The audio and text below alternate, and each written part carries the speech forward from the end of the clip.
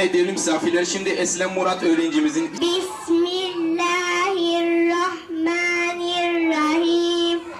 Kul eûzu bi rabbin nas, melikin nas, ilahin nas, min şerril vesvasil hannas, ellezî yuvesvisu fî sudurin nas, minel cinneti ven nas. ilk yavrumuza çok teşekkür ediyoruz. Evlatlarımız, çocuklarımız bizlerin göz nuru, gönül feri, cennet çiçeği ve geleceğimiz ümidimizdir.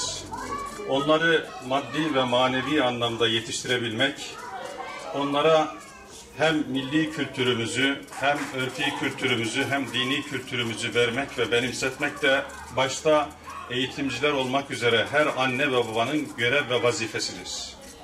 Sayın Valim, kıymetli misafirler, şöyle eskiye doğru baktığımız zaman hakikaten caddemizde, sokağımızda burcu burcu İslam ahlakı ve edebi tüterdi eskiden.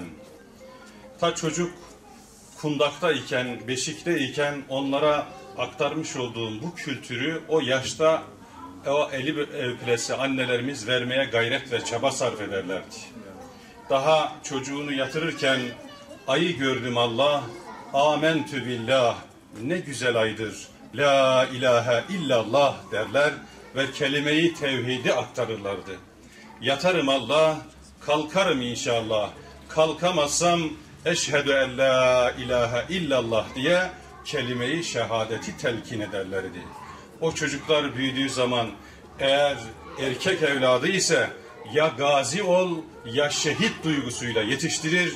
Eğer kız evladı ise kızımı öyle terbiye ettim ki ölürse yer beğensin, kalırsa yar beğensin derlerdi.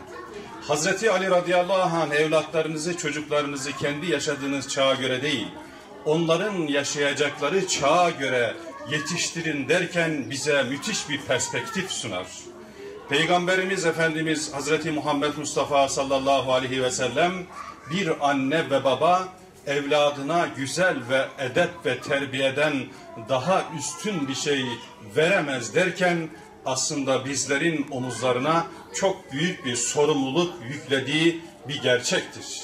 O bakımdan çocuklarımızın maddi bölümüne, yönüne değer verdiğimiz kadar, kıymet verdiğimiz kadar, önem verdiğimiz kadar onların manevi dünyalarını da doğru bilgiyle mücehhez hale getirip bir takım köşede ve çevre etrafta onları büyüdükleri zaman ellerine alabilecek ve başta bu millete olmak üzere devlete adeta ihanet çerçevesi içerisinde onları yürütüp alabilecek bir takım fraksiyonlara kaptırmamak için işte bu kurslarımız temel dini bilgileri vermesi açısından da çocuklarımıza yol göstermesi açısından da doğru bilgileri onlara vermesi açısından da o derece önemlidir.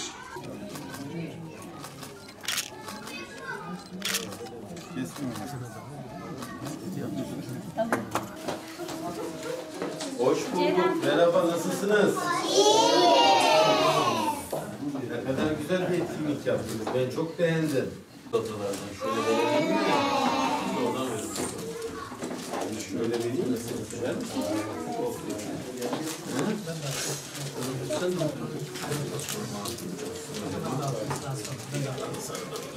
Buradan getirin bak buralara. Burası da oyun alanıdır, öyle mi? Nasılsınız? Güzel bir etkinlik yaptınız. 150 metrekareymiş. Çok güzel. Evet, biz de size o yüzden bunlardan veriyoruz. Başarınızı kutlamak için. İster misiniz bu? Evet.